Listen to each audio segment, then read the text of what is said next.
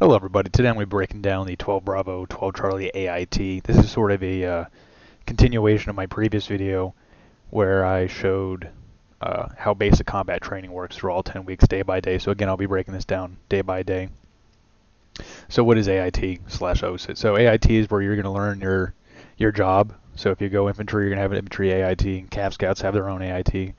12 Bravos and 12 Charlies they go through what's called one station unit training, where their AIT and their basic training all happen together at the same place at the same time. There's not a break in between where they change units or anything like that.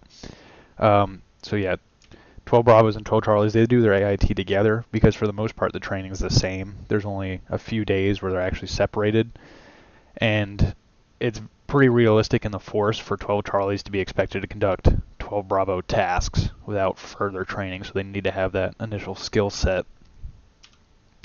So first day of training, this will usually happen the day after the night infiltration course, which is the end of basic combat training. They'll construct what's called the Bailey Bridge. So this is a hand-in-place bridge. There's no cranes or any heavy lifting equipment used for it. It's all manpower. They'll usually conduct it as a platoon. This used to be a 2-day event where they would construct the full bridge and push it across, but now it's just like a 1-day event. They'll build half the bridge and then disassemble it. This is an all-day thing, and it's relatively physically demanding because those steel trusses that they're lifting weigh a couple 100 pounds each, but it's a big team event. Second day is identifying explosive hazards. So this used to be more focused on IEDs, but now with more conventional forces being trained against, we're going to be looking more at how to identify landmines, tripwires, things like that, and they'll be going through simulated lanes as squads to identify things and how to react if they do take casualties during that. The next few days will be done conducting minesweeping, so they'll be using the Army Navy Penetrating Special Search 14 Minesweeper. So this thing, which you can see right here, this is the search head, has magnetic and ground penetrating radar.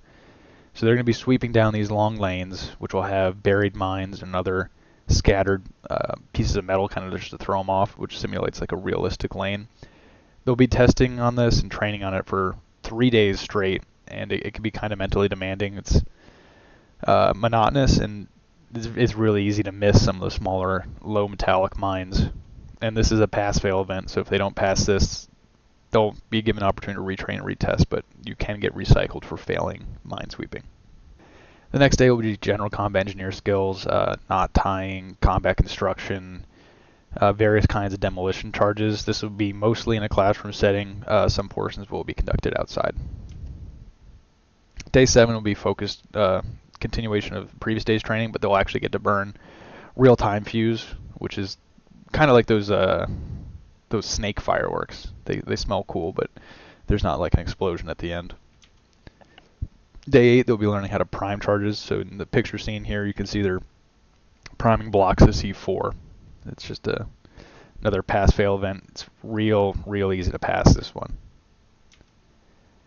Day 9, they'll be constructing demo. They'll be constructing C4, TNT, dynamite. Very basic charges. Again, it's a really easy test. Day 10 will just be a bunch of briefs. They won't even go out to like the Sapper campus to learn anything. They'll be doing this at the unit itself. Day 11, they'll actually be going out to the heavy demo bay. This would be their first time using real live explosives. They'll be using confidence shots of TNT and C4, so just little 1-pound charges. This is generally considered a fun day for the soldiers. Day 12 is the first day of split training, so the 12 Bravos will go to range 33, 12 Charlies go to TA 250 and learn their individual skills there. So 12 Bravos will continue to conduct demo at the heavy bay, and the 12 Charlies will begin training on their bridge transporting trucks. Day 13 is again split training. 12 Bravos will conduct wire obstacle training, so they'll be building defensive positions using concertina wire and barbed wire, and the 12 Charlies will continue their bridge training. Day 14 is a retrain retest day, so if you failed any of the previous tests throughout the last 2 weeks, you will have more time to train on them and get retested on them so you continue towards graduation. Day 15 is just a continuation of day 13. Day 16, the HPDT. So there's going to be a series of about 8 lanes of various physically demanding tasks. Some of them involve lifting heavy loads or various endurance events. All of this is conducted in full battle rattle, vest, helmet, and camelback. Day 17, 12 Bravos will learn how to integrate the M7 Spider into constructed defenses, which is a smart munition system. They'll tell you all about it once they graduate.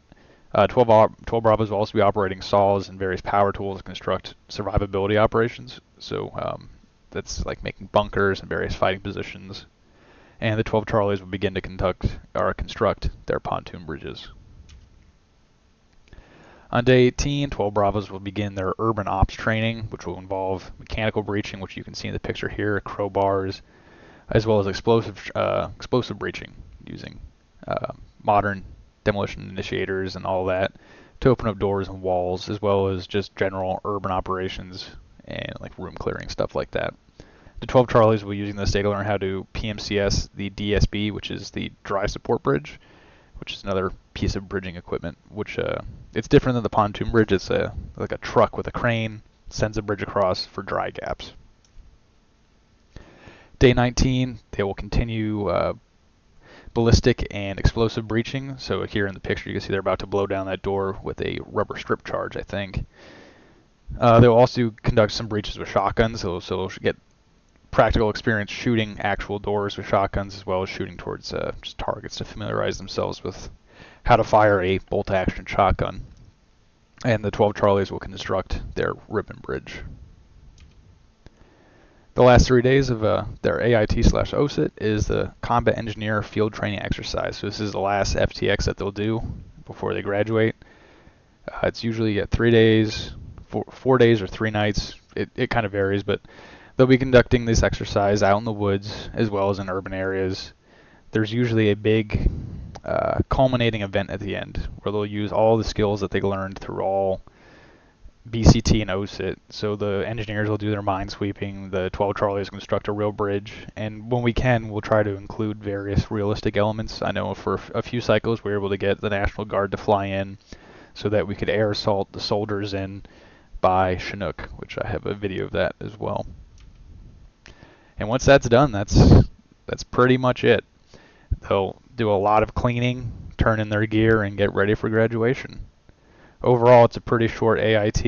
I know there's talks about them expanding on it like they did with the infantry, but for now, that's pretty much it.